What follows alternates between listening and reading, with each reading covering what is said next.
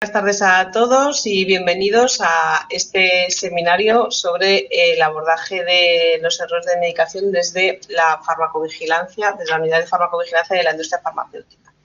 Pero como muchos sabéis, este seminario forma parte del curso online de farmacovigilancia para profesionales sanitarios que organizamos desde la Universidad de Valladolid, en concreto en concreto desde el Centro de Estudios sobre la Seguridad de Medicamentos.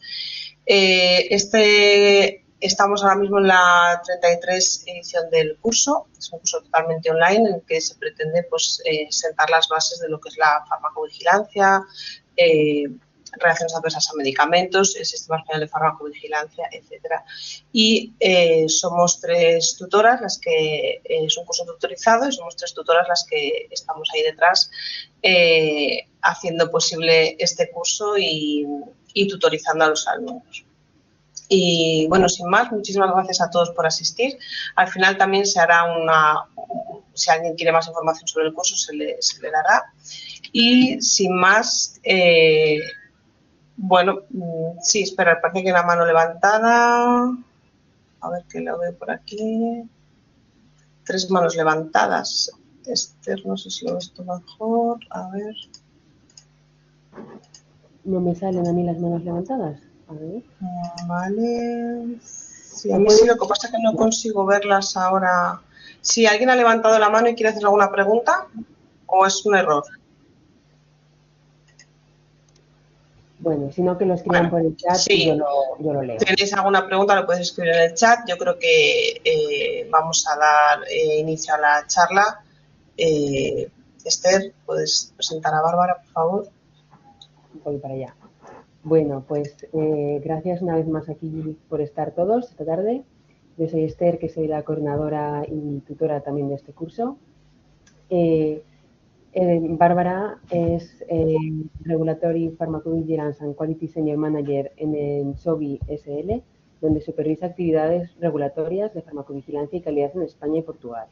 Tiene el máster en farmacovigilancia y farmacoepidemiología de la Universidad de Alcalá de Henares y es docente del curso de especialista en farmacovigilancia de la Universidad Autónoma de Madrid y en la Universidad de Barcelona.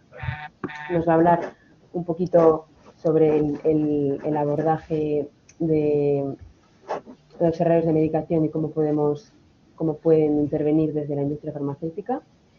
Y bueno, destacar que ya ha participado en 3 ediciones y que, bueno, pues las preguntas que puedan surgir las dejamos mejor para el final del todo. Las podemos plantear de forma escrita por el chat o de forma oral. Yo os activo el permiso para poder hablar.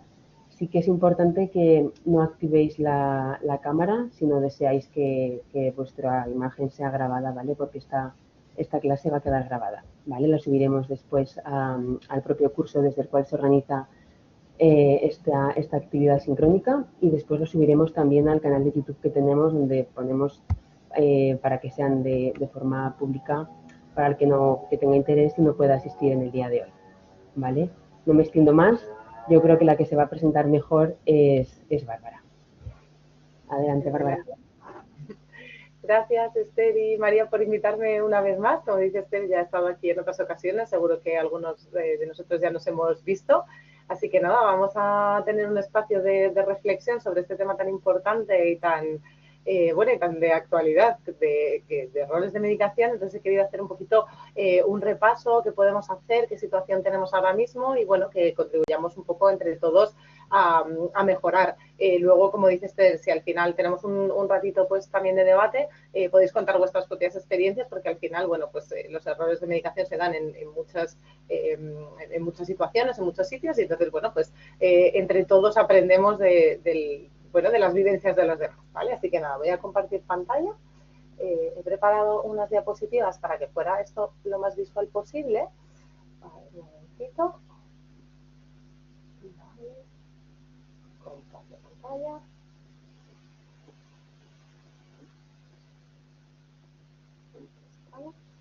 ¿Sí? Le pongo modo presentación. A ver. Sí. ¿Se ve bien? Sí, Bárbara, se ve perfecto. Fenomenal. Pues nada, como Como me presentaba Esther, soy farmacéutica. Llevo trabajando en la industria farmacéutica unos 16, 17 años más o menos. Os he dejado ahí el recopilatorio de laboratorios diferentes en los que he trabajado, tanto de medicamentos genéricos como medicamentos innovadores, como es el caso donde trabajo ahora, en Swedish Orphan Biovitrum, que es un laboratorio de medicamentos especializados en enfermedades raras. Desde hace unos 6 años más o menos soy responsable tanto del área de regulatorio, del área de calidad y del área de farmacovigilancia. Y además esto me ha permitido también ver un poco, que lo vamos a ver hoy en la sesión, cómo interseccionamos también con otros departamentos, no solo farmacovigilancia, sino cómo puede participar también calidad y regulatorio y con otros departamentos de la industria. También soy vocal de farmacovigilancia de la Asociación Española de Farmacéuticos de Industria, que tenemos ahí grupos de trabajo y que también os animo a que miréis su página web, porque también se hacen allí iniciativas formativas que os pueden interesar y completar toda esta formación que se está haciendo desde la universidad. Y como a mí me gusta mucho contar lo que hacemos y contar las experiencias, pues como veis soy docente en varias, tanto universidades como másteres de industria, pues bueno, participo en diferentes charlas. Así que nada, vamos a avanzar rápidamente, nos metemos en materia. Vamos a contar un poquito sobre los errores de medicación, repasar qué son, qué situación tenemos, cuál es su impacto, cuáles son las etapas más críticas, dónde se dan estos errores de medicación con más frecuencia, qué problemas pues bueno, hay identificados, dónde los vemos más, dónde hay que hacer más hincapié, cuáles son esas situaciones un poco más complicadas. Y bueno, voy a ir intentando en cada etapa proponer soluciones, ver cómo podemos abordarlo, tanto desde la industria como ya a título personal, como profesionales sanitarios que somos, que tengamos siempre ese radar encendido donde podamos ver un potencial error, donde se puede a lo mejor utilizar mal un medicamento, que nos salte esa luz y que podamos intervenir a tiempo, ¿vale? Así que nada, sin más dilación, os he querido traer la definición oficial de error de medicación para que todos más o menos entendamos lo mismo, que es un error, es cualquier evento prevenible que puede causar o conducir a un uso inapropiado de la medicación o a un daño al paciente mientras la medicación está bajo el control tanto del profesional de la salud, paciente o consumidor. Y aquí me gusta destacar esa palabra, prevenible. Todos los errores de medicación se pueden prevenir de diferentes maneras y mecanismos. Y hoy vamos a hablar un poquito más de ello. Tiene un impacto muy alto. Os traigo aquí estos números, los he sacado de la página web de la OMS. El coste global anual de los errores de medicación asciende a los 42.000 millones de euros. O sea, ya no solo el coste que tiene a nivel sanitario del paciente que lo está sufriendo, sino que, como veis, tiene un impacto en el sistema sanitario que es muy alto y, sobre todo, que siempre se puede incidir para reducirlo. Entonces, en el interés de todos, tanto por la salud de nuestros pacientes como por el impacto económico que tiene, me parece muy importante que lo abordemos entre todos. 1 de cada 20 pacientes sufre daños evitables relacionados con la medicación. Claro, bueno, no, parece que no es un número muy alto, pero claro, cuando pensamos en que podemos ser nosotros mismos, bastante tenemos con nuestra propia enfermedad como para que encima además se una un error de medicación que, como hemos dicho, podemos evitar. El 50% de todo el daño evitable en sanidad es causado por medicamentos. Así que, como veis aquí, esto es un área muy importante en la que tenemos que estar todos muy pendientes. Hay diferentes maneras de clasificar los errores de medicación. Os he traído esta que me parece bastante visual, en la que se pueden clasificar todos estos errores de medicación por categorías dependiendo del resultado y del impacto que tiene ese error. Puede que haya un error pero que no haya un daño para el paciente, o que efectivamente sí, ese error conlleve un daño para el paciente o incluso la muerte.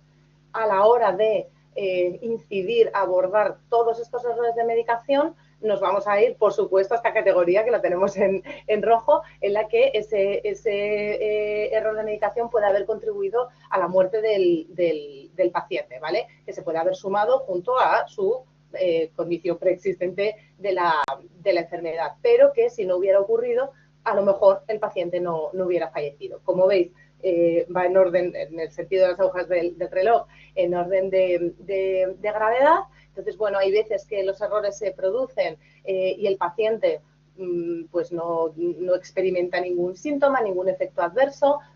Realmente, bueno, pues parece que no le ha afectado. Son estas categorías que marcamos aquí en naranja, menos graves, y estas que marcamos en azul son las que, pues dependiendo de la gravedad, pues pueden ser desde unos daños leves hasta que el paciente pueda ser hospitalizado. Y o que se ponga en peligro su vida.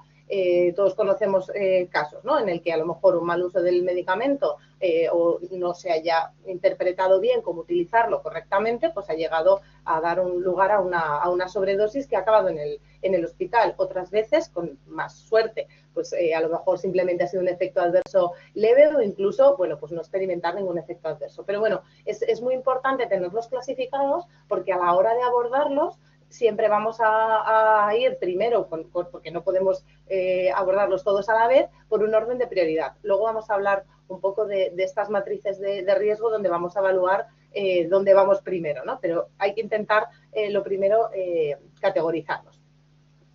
Los errores de medicación. A ver, te paso a la siguiente, que se me ha quedado... ¡Ay! Se me ha quedado atascada, chicas. Uy, ahora. A ver, no, es que no quiere pasar porque me he ido a la de detrás. A ver. ¡Ay! Ay.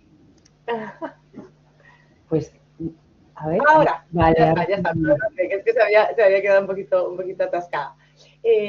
Pues mira, os traigo los 5 grandes grupos donde las fases más críticas donde se pueden dar errores de medicación. Puede ser en cualquiera de ellas, pero os he marcado con una estrella donde más se ha visto que hay errores de medicación. Pero los errores son sistémicos, no son individuales. Ocurren en todas las etapas, desde la prescripción hasta la monitorización, ya os digo, con la administración como el punto más crítico. Las buenas noticias, lo hemos dicho antes, es que la prevención es posible mediante la puesta en marcha de herramientas, fomentando un correcto aprendizaje de cómo se utilizan los medicamentos, nunca dando por hecho que profesionales sanitarios o pacientes van a saber utilizar correctamente el medicamento solamente porque está escrito en el prospecto. O sea, no hay que confiarse nunca de, bueno, como ya está escrito, se va a usar bien. Entonces, hay que estar muy pendiente de eso.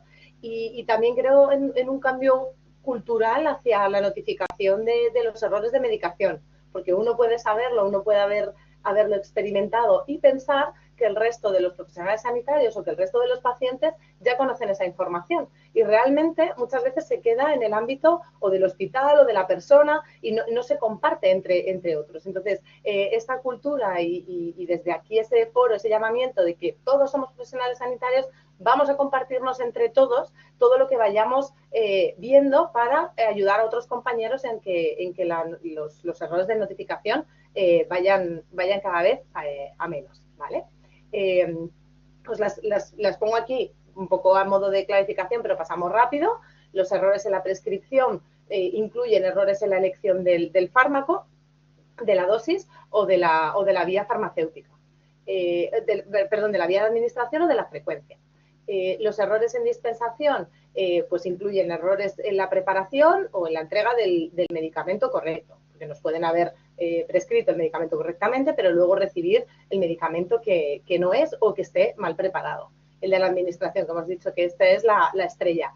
Errores al dar el medicamento al paciente, hora incorrecta, vía incorrecta, manipulación incorrecta. Ahora los vamos a ver con ejemplos, pero es que también en el momento del almacenaje. Si un medicamento tiene que guardarse en nevera o tiene condiciones de conservación especiales y no seguimos, pues justamente a lo mejor puede provocar una situación, un efecto adverso derivado de la incorrecta manejo del propio medicamento, ¿vale?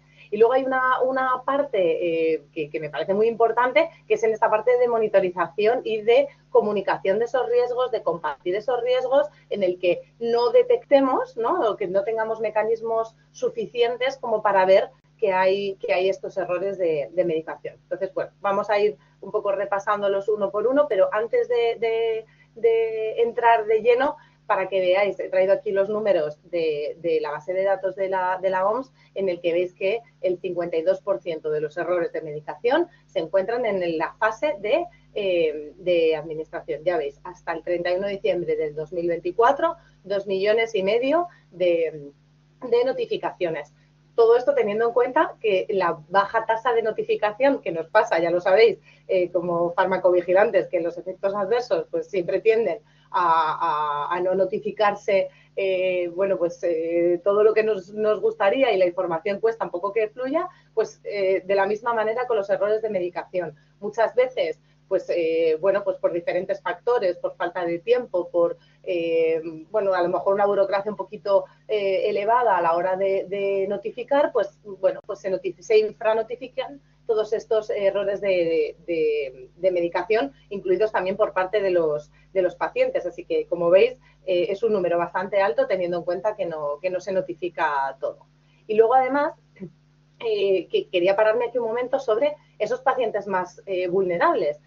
Tenemos pacientes pediátricos en los que faltan esas guías pediátricas, hay veces que hay una dificultad para determinar la dosis correcta, luego os traigo un ejemplo. Desafíos en la dispensación, porque esos cálculos que hay que hacer en función de la edad, del peso, aumentan el riesgo de que el medicamento no se administre adecuadamente. Y bueno, también pues eso, en las dosis líquidas cuesta un poco más a la hora de administrarlo, el paciente a lo mejor propiamente en su casa. Es una población en la que tenemos que poner especial hincapié en que la información llegue bien para ese correcto uso del medicamento. Por supuesto, a nuestros pacientes de edad avanzada, claro, no es lo mismo un paciente que solamente está tomando un único medicamento que un paciente en el que tiene un montón de medicamentos en su casa, que puede confundir las cajas, que a lo mejor no ve bien, que tienen pues un deterioro físico, y a la hora de pues abrir los envases, leer las instrucciones, a veces la letra es muy pequeña y no son capaces de leerlo. Tienen horarios pues complicados a la hora de administrar esa medicación. Entonces, muchas veces lo que nos pasa desde la industria es que solo miramos nuestro único medicamento, y entonces si solamente se tomara nuestro único medicamento, probablemente no hubiera error, pero hay que tener en cuenta que estamos dirigiéndonos a un grupo de población en el que allí se mezclan, ¿no? Y entonces puede haber un riesgo en el que se confundan las cajas, se confundan los comprimidos, las cápsulas, cambien una por otra. Entonces hay que estar también muy pendiente de este tipo de población. Y por supuesto, pacientes embarazadas, ya sin contar los efectos teratogénicos de los medicamentos, sino que también se producen esos cambios fisiológicos que afectan a cómo las pacientes embarazadas procesan estos fármacos, que pueden requerir ajustes de dosis, ¿no? Entonces, en ese sentido también hay que estar muy pendientes. Además, si están tomando algún tipo de vitamina, suplemento durante el embarazo, oye, pues esas interacciones también hay que tenerlas en cuenta. Entonces, ya no solo nuestro paciente, ¿no?, estándar, sino que tenemos todas estas poblaciones de pacientes donde tenemos que estar muy, muy pendientes. Metiéndonos ya de lleno en la parte de la prescripción, pues bueno, la confusión entre los nombres de medicamentos pues es una causa muy frecuente de errores de medicación. Normalmente se producen pues porque los nombres comerciales pues se pueden confundir, y entonces pues bueno, aquí os traigo un ejemplo típico de una paciente al que se le prescribió por error labetalol en lugar de tramadol. Pues al final le produjo una bajada de tensión, que fue cuando se descubrió el error. Cuánto de grave o no grave es, pues dependerá de la condición del paciente, pero potencialmente, pues oye, uno puede acabar en el hospital simplemente porque se ha confundido el nombre. Esto es lo que llamamos, lo que se conoce como LASA, Look-alike, Sound-alike Drug Names, en el que, bueno, que confusiones en nombres que parecen a la hora de estar escritos muy parecidos y entonces confundimos las palabras, o que suenan, se pronuncian de una manera muy parecida y entonces también en esas prisas pues uno se puede confundir. Hay confusiones entre nombres de marca, como estos que os pongo aquí, pues Aricept y Acilect, ¿no? Que claro, uno ahora los vemos aquí, los estamos hablando, estamos más pendientes, los diferenciamos, pero como veis, pues a lo mejor el último, Oxinorm, Oxycontin, pues puede dar lugar pues eso, a confusión. Pero es que también con los medicamentos nombres genéricos, o sea, no solamente son las marcas, sino que en esta que vamos rápido, pues metotrexato, metronidazol no tiene nada que ver y entonces se puede confundir unos con otros, tanto el profesional sanitario en la farmacia cuando está dispensando como el paciente en su casa, si tiene diferentes cajas, que no lo lea bien y se piense que es el medicamento correcto. Pero bueno, también incluso entre marcas y nombres genéricos, ¿vale? Me diréis, bueno, pero si tenemos, eso suele pasar más, a lo mejor cuando está escrito en los sistemas informáticos es un poco diferente ¿no? Que ya si está escrito informáticamente uno puede seleccionarlo mejor, ¿no? Y que desde la farmacia no se equivoquen, pero también esos sistemas informáticos también fallan.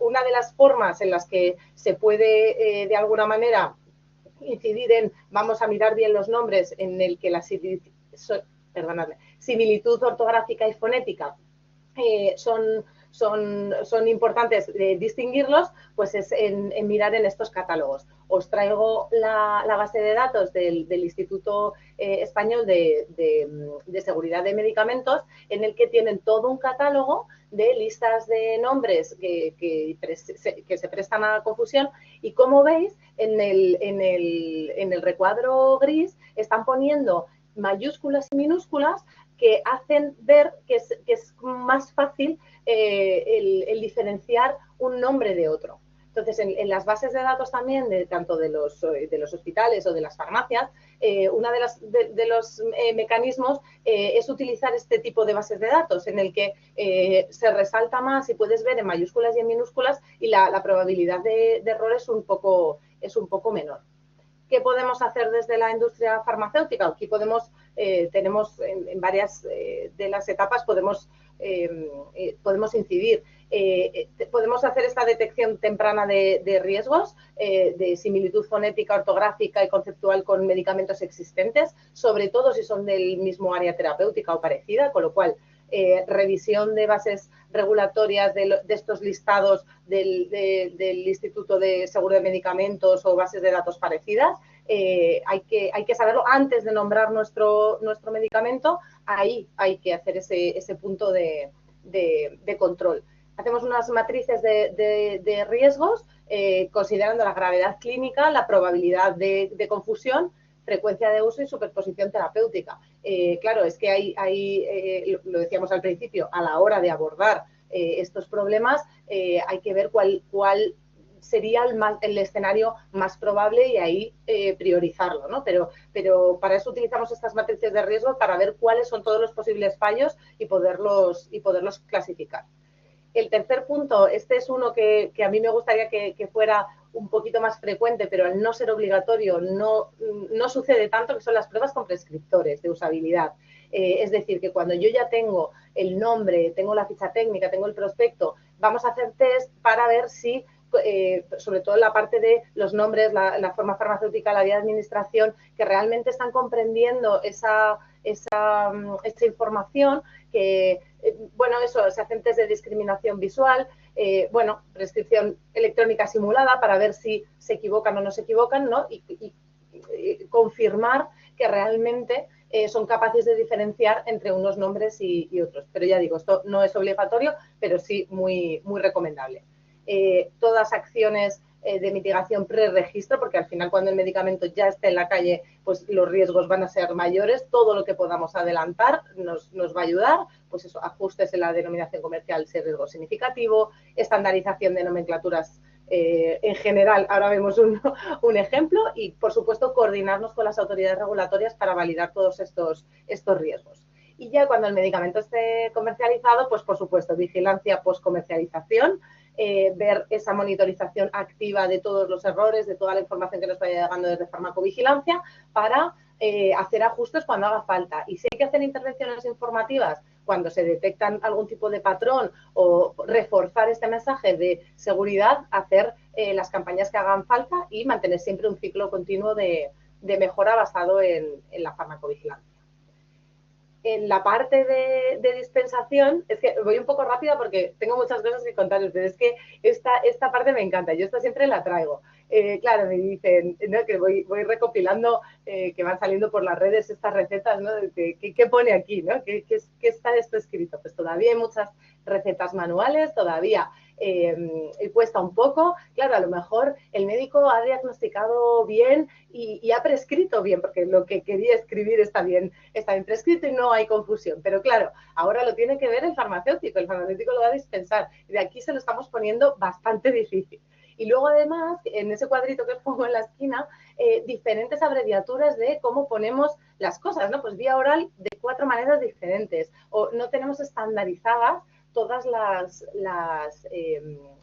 unidades y todas las abreviaturas. Entonces, ¿esto qué nos pasa? Y luego, además, para el paciente, porque este tratamiento, por ejemplo, el del colirio de Tobradex, que fenomenal, está escrito a máquina y se entiende perfectamente, pero luego si el paciente se lo lleva a su casa, no sabe si es uno cada 2 horas, cada 4, cada cuánto tiempo. O sea, luego al final también esta información es importante que vaya al paciente. Entonces, claro, pues aquí nos encontramos este tipo de problemas. Pero yo digo que aunque sea electrónico, tampoco nos libramos porque se puede elegir el que no es. Pero bueno, aquí, ¿qué podemos un poco hacer? Aquí quizás la industria farmacéutica, para reducir este tipo de errores, podemos incidir un poco menos, pero sobre todo intentar evitar abreviaturas internas que luego a lo mejor puedan pasarse al médico y que puedan confundirlo. No, pues eso, que la terminología que tenemos en nuestros documentos, en nuestras bases de datos, en las fichas técnicas, en todos esos materiales para software, o sea, que de alguna manera desde la industria farmacéutica seamos consistentes en toda la manera que nombramos los términos, para que todos nos entendamos con los profesionales sanitarios que luego van a recibir esa información.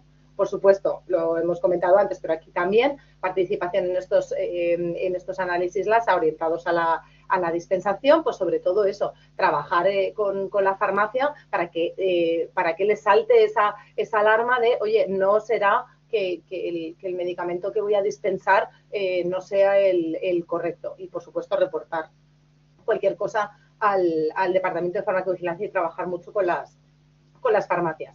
Y la estrella, que es eso, es educar, formar, sensibilizar, como estamos haciendo aquí hoy, formación sobre cómo se producen esos errores típicos de la dispensación, refuerzo constante del principio activo sobre la marca, porque así de alguna manera vamos a hacer más seguro este momento de la dispensación, alerta sobre productos con riesgo de confusión. En el momento en el que se sabe, vamos a difundir esa información, facilitar información técnica pues para que mejore la toma de decisiones en la farmacia y, sobre todo eso, recomendaciones de seguridad, tanto en materiales educativos como en materiales de prevención de riesgos. Luego os traigo un ejemplo, mucha campaña formativa para que esto, para mejorar esta parte de la dispensación.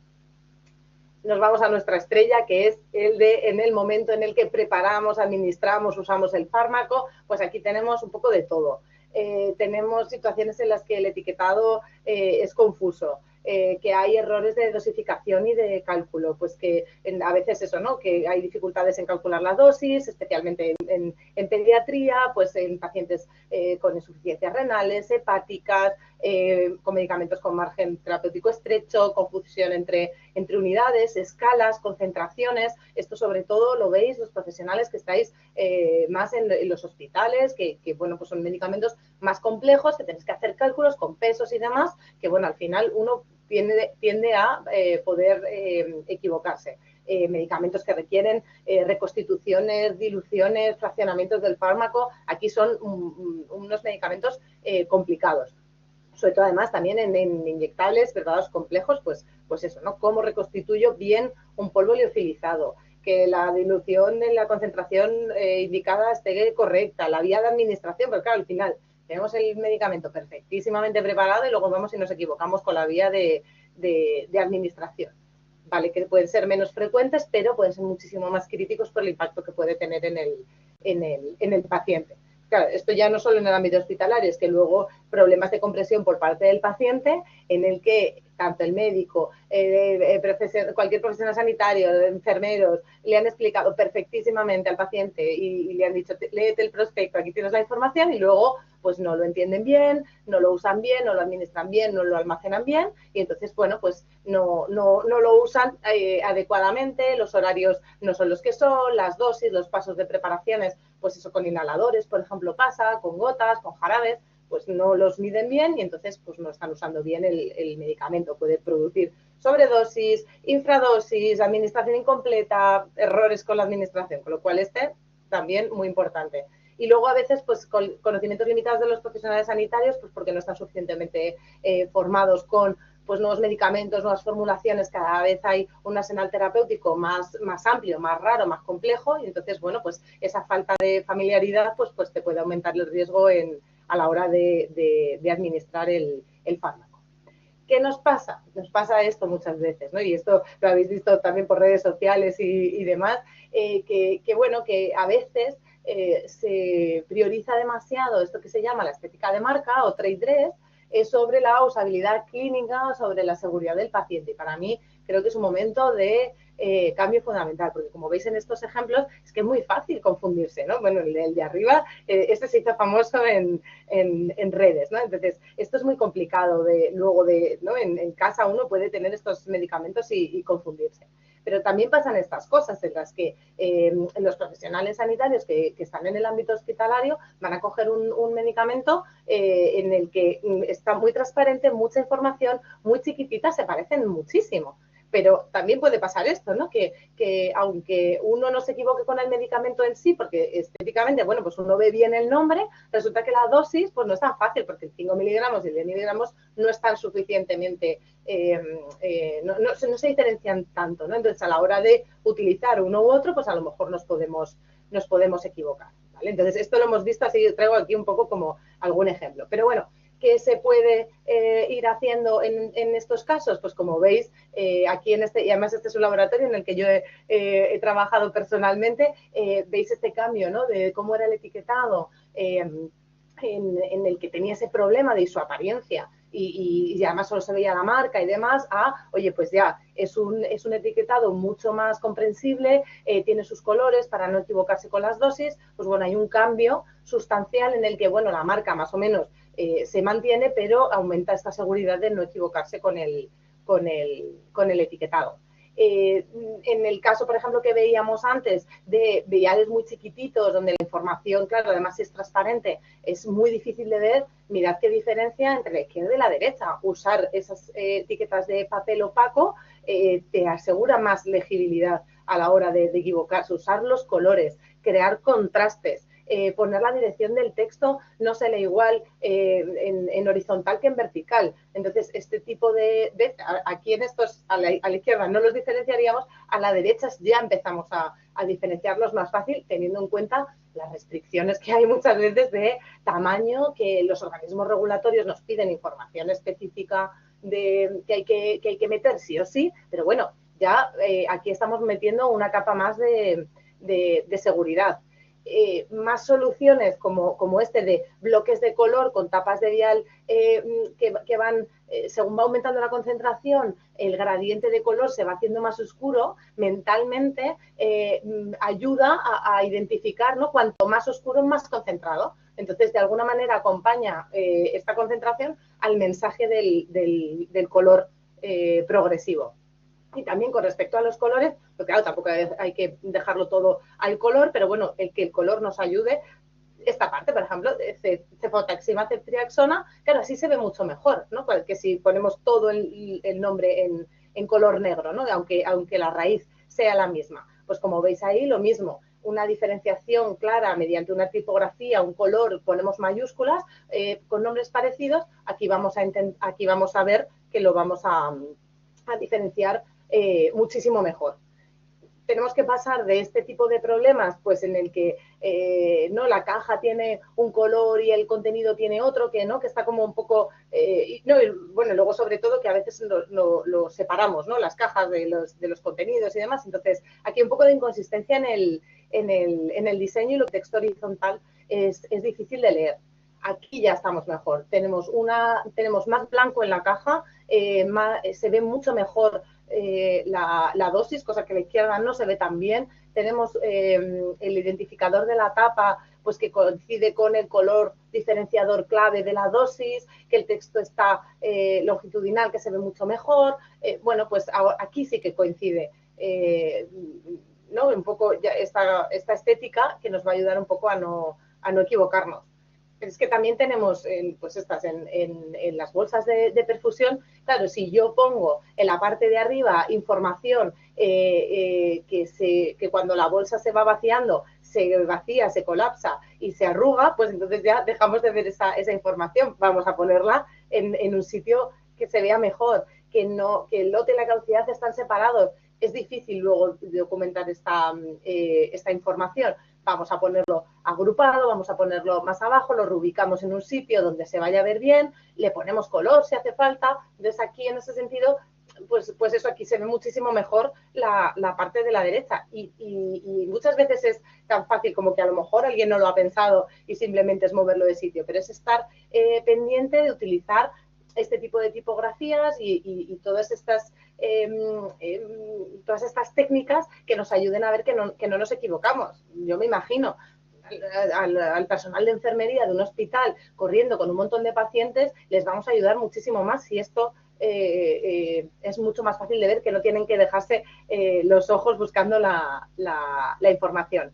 En definitiva, colaborar con las autoridades sanitarias, y en este caso os traigo la información de la Agencia Española de Medicamentos, en el que nos dice cómo debe ser un etiquetado correcto, qué símbolos y siglas deben de llevar para que esté estandarizado, cómo tiene que ser una cara principal más libre de información, para que se quede con la información más importante, donde las condiciones de conservación no queden ocultas dentro de un montón de texto que nos lleve minutos leer. Tenemos que ser capaces de poder ver un etiquetado en segundos e identificar la información más importante. Entonces, bueno, pues como veis, la Agencia Española de Medicamentos nos pide que pongamos pictogramas pues de la conducción o si el fármaco produce fotosensibilidad, que pongamos esas alertas para que visualmente, cuando el paciente o el profesional sanitario coja la caja, pueda identificarlo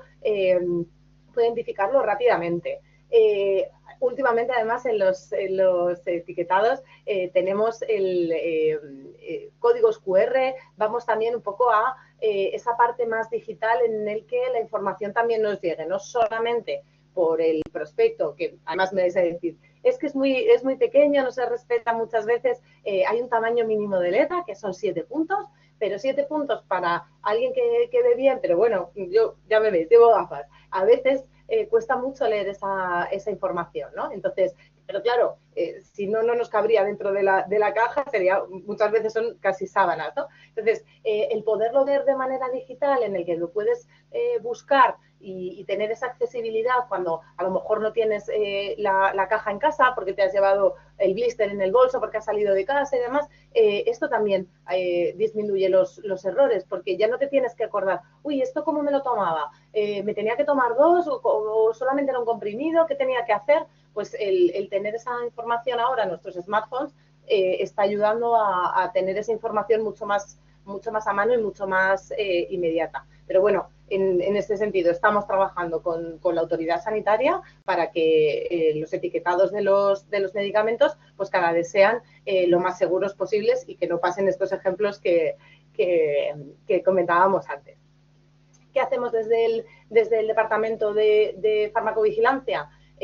Todo el tiempo estamos evaluando esto que llamamos los safety concerns, es decir, cualquier punto en el que veamos que puede haber necesidad de prevenir o minimizar cualquier riesgo, ¿vale? Y esto incluye los errores de medicación. Entonces, en ese momento, que además es una medición continua, estandarizada, en el que todos trabajamos de la misma manera. Vamos a ir recopilando toda esa información para poner en marcha las medidas de minimización de riesgos que veis aquí, que están divididas en dos grandes bloques.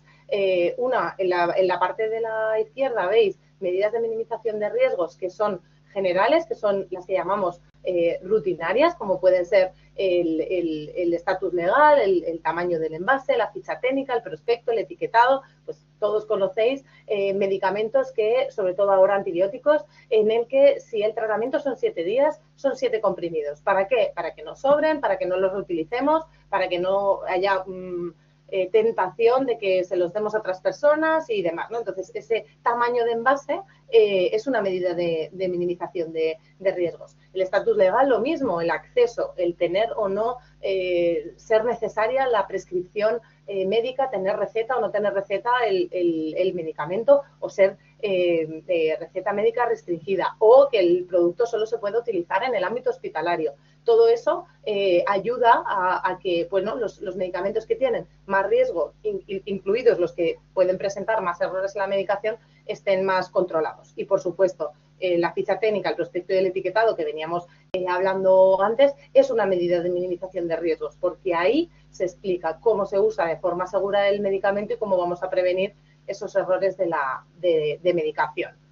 Los medicamentos que tienen más riesgo y que se considera que se necesita una capa adicional de protección, bueno, pues se hacen estas medidas de minimización adicionales con programas educativos dirigidos tanto a los profesionales sanitarios como a los pacientes, con documentos variados de apoyo. Ahora vamos a ver algún ejemplo, en el que hay checklist, hay maneras de verificar que se ha entendido cómo se tiene que utilizar el fármaco, si está restringido o no.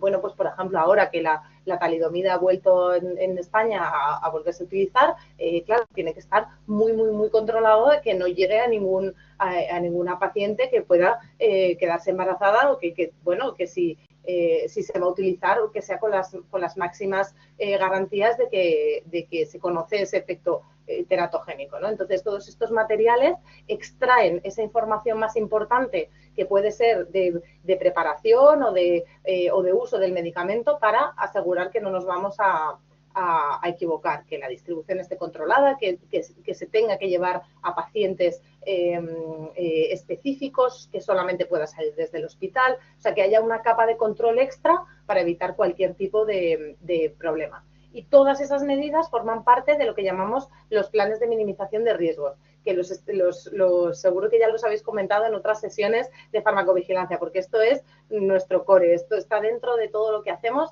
es ver todos estos posibles problemas y poner en marcha estos planes para minimizar lo máximo posible, aunque sabemos que no vamos a poder llegar a cero nunca, pero poder reducirlo lo máximo posible.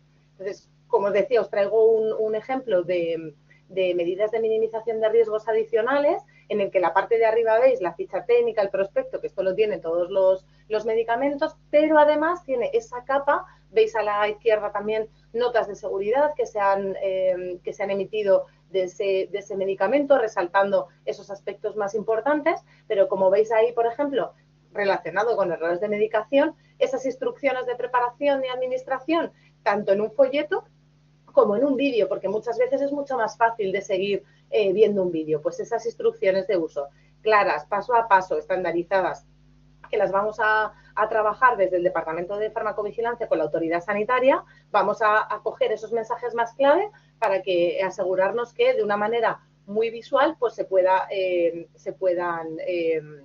utilizar el medicamento de forma correcta. Ya os digo, esta es para profesionales sanitarios, pero puede ser también para pacientes, o sea, depende un poco de dónde veamos, pues los pacientes, si se lo autoadministran en casa, pues también se tienen que prepararlo de alguna manera, pero bueno, como veis, ese intento de reducir lo máximo posible ese tipo de errores. Aquí os traigo otro también, por ejemplo, de Rivaroxaban, pues lo mismo, ¿no? Que es un vídeo en el que pues se explica cómo se prepara, cómo se administra este granulado para la suspensión oral. Y este está dirigido a pacientes. Entonces, bueno, un poco lo mismo, están accesibles, los discutimos y nos lo autoriza la Agencia Española de Medicamentos y los ponemos a disposición de los pacientes pues para que los utilicen. También hay otras, perdonadme, que se ha quedado esto aquí ahora.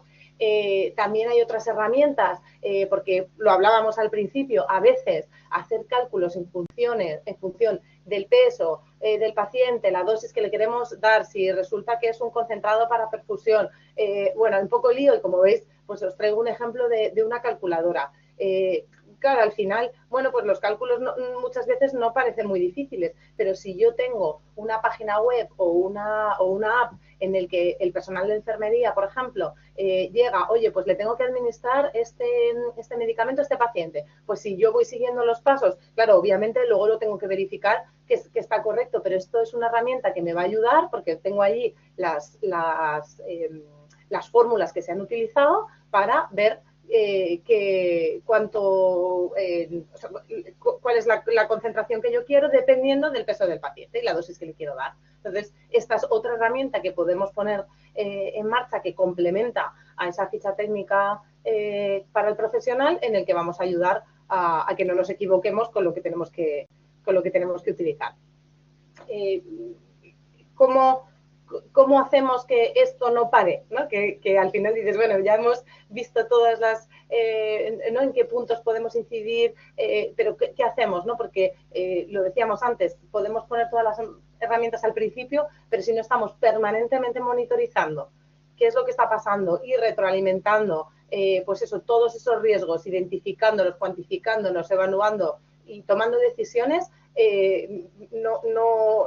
o sea, es un ciclo que se nos queda sin cerrar, ¿no? Entonces, siempre estos planes de farmacovigilancia vienen a cerrar ese ciclo, ¿no? En el que analizamos, tomamos decisiones, gestionamos ese riesgo, pero lo más importante es evaluar esa efectividad de las medidas, ver si realmente desde farmacovigilancia estamos recibiendo menos notificaciones de errores post haber puesto en marcha una medida de mejora del etiquetado o una campaña formativa o cualquier acción que hayamos puesto. Si seguimos igual y la gente se sigue equivocando y no hay un cambio, no lo hemos hecho bien. Entonces, hay que hacer esas evaluaciones de la efectividad para todo el rato estar haciendo este círculo, ¿vale? En farmacovigilancia.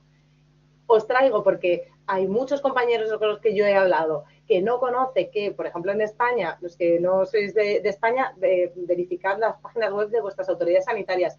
La española tiene esta sección para comunicación de aspectos del etiquetado susceptibles de provocar errores de medicación, con lo cual cualquier persona, cualquier profesional sanitario, cualquier paciente que diga, uy, aquí yo creo que puede haber una confusión, escribe a este correo electrónico de la Agencia Española de Medicamentos y esa información luego nos va a llegar a los laboratorios farmacéuticos. Oye, aquí hay también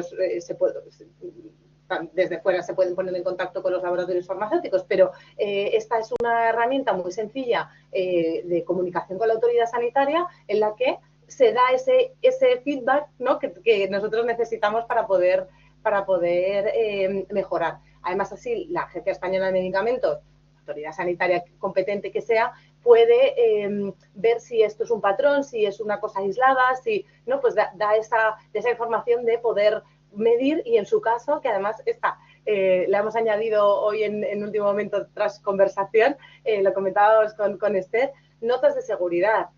Si nosotros estamos suscritos a las páginas web de la autoridad sanitaria, vamos a poder ver esas notas informativas que en este caso, que son de seguridad en general, pero en este caso, por ejemplo, en particular, sobre riesgo de sobredosis accidental en población pediátrica con risperidona, ¿vale? Porque esta es de abril del 25. Entonces, esta información, esta comunicación, esto que decíamos de no vale con que se quede dentro del hospital o que solo lo sepamos nosotros o solo lo sepa la industria, esto tiene que, hay que hacer un altavoz para que todo el mundo lo sepa. Esta es una medida en la que la Agencia Española de Medicamentos lo ha hecho público.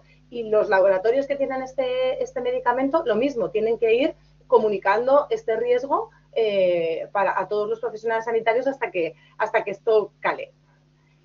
Otro sitio donde mirar información, lo comentaba al principio, el Instituto para el Uso Seguro de Medicamentos. Aquí están permanentemente hablando sobre errores de medicación, medicamentos que se puedan llamar parecido, que hablábamos al principio, boletín de noticias, eso, etiquetado proclive al error, bueno, medicamentos de alto riesgo, como veis aquí. Pues esto solamente es en España, pero si vais un poco más allá, hay un montón de organismos también internacionales trabajando en esta misma línea. Entonces, lo importante es estar aquí siempre formados, informados, con todas las novedades y viendo qué es lo que nos puede impactar en nuestro ámbito.